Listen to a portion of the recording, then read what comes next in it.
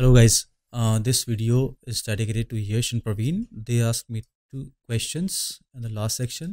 Yash ने पूछा था sir, there are institute in India who provides game artist education, but they are not any well college in India for game design education. So उसको कहाँ से करना चाहिए, क्या best है, कैसे करें? And second प्रवीण का भी कुछ मिलता जुलता question है. It's somehow related to this thing.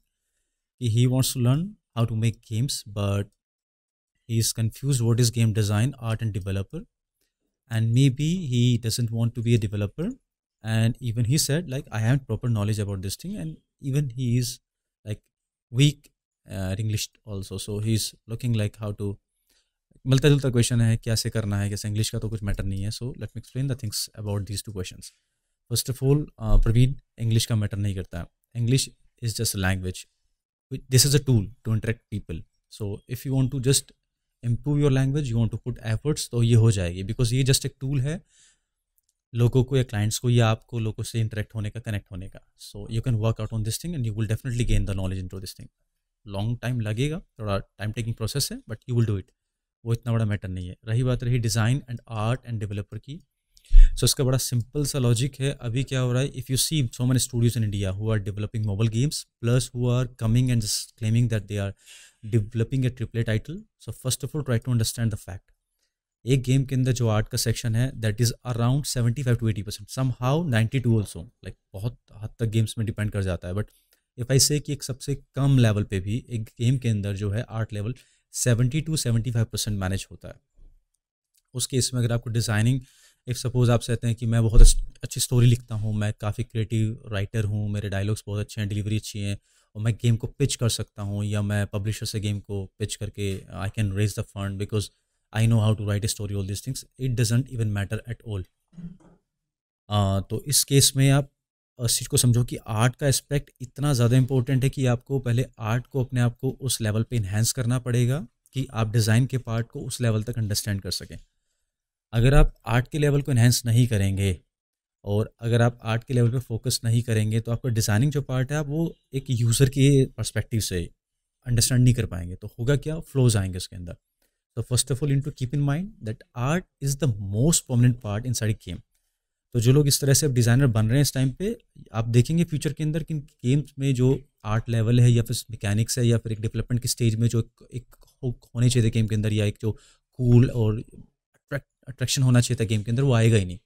Because उन्होंने जस्ट एक स्टोरी को सोच के सोचा कि उससे गेम बन जाएगा and they started to claim like they are designers और they know the level how to manage the arts and what they want to pitch on and what they want to put on concept, so they think they are designer.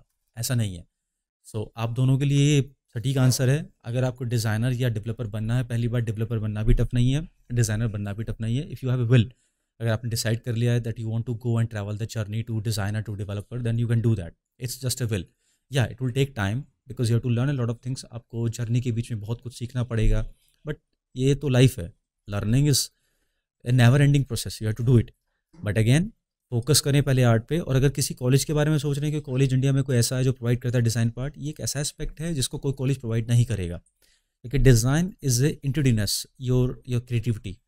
तो अगर आप किसी से सीखते भी हैं, still you are learning their brains. उस case में आपकी डिज़ाइनिंग लेवल अपर नहीं जा सकता, यानी कि आपको यूनिक या एक फ्यूचर में एक यूनिक आईपी क्रिएट नहीं कर सकते. एक यूनिक आईपी क्रिएट करने के लिए you need to think differently. आप लोगों से आइडिया लो, फॉरम्स पे जाओ, वहाँ से पढ़ो, कॉन्फ्रेंसेस देखो, पॉडकास्ट सुनो, डिज़ाइनर्स का फील लो कि वो कैसे प्लान करते हैं, कैसे करते हैं, बट उनका आर्ट का पर्सपेक्टिव कितना स्ट्रॉन्ग रहता है, उसके साथ साथ उसको डेवलप करो.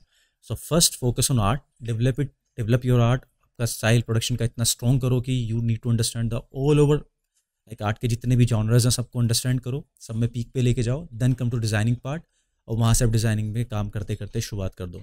और जब डिज़ाइनिंग एंड आर्ट आपका क्लियर होता है, if you are technical person, अगर आपके पास टेक्निकल ब्रेन है and you love programming and all and you love to do technical parts and all, then you can jump into developer. Otherwise you can hire a developer और you can आप एक team create कर सकते हो जहाँ पे technical बंदे development करें, प्रोग्रामिंग पर कोड संभालें या टेक्निकल आर्ट का पार्ट संभालें, जो डिज़ाइनर का आर्ट का ब्रिज होता है तो डेवलपमेंट करें. देन आप पूरी टीम बन के गेम को कंपाइल कर सकते हो.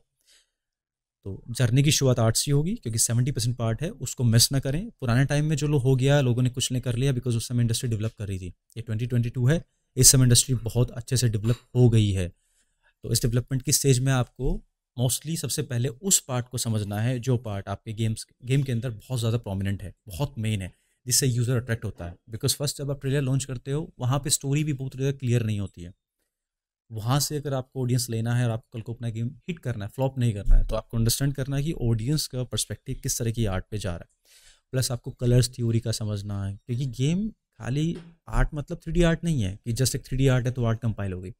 आर्ट के अंदर 2D भी है, 3D भी है, कॉन्सेप्ट भी है, कॉम्पोजिशंस भी है, लाइट्स एंड रेंडर्स हैं, सीन का सिनेमेटिक वे में अरेंज करना है, प्लस कौन सा शॉट कब आएगा, किस कैमरा एंगल में कब कौन सी चीज़ मैनेज होनी चाहिए, किस फाइट शॉट को या किस शॉट को, जो अलग अलग शॉट्स हैं उसको किस कैमरा एंगल से कंपाइल करें, यूज़र को ज़्यादा इंटरेक्शन हो।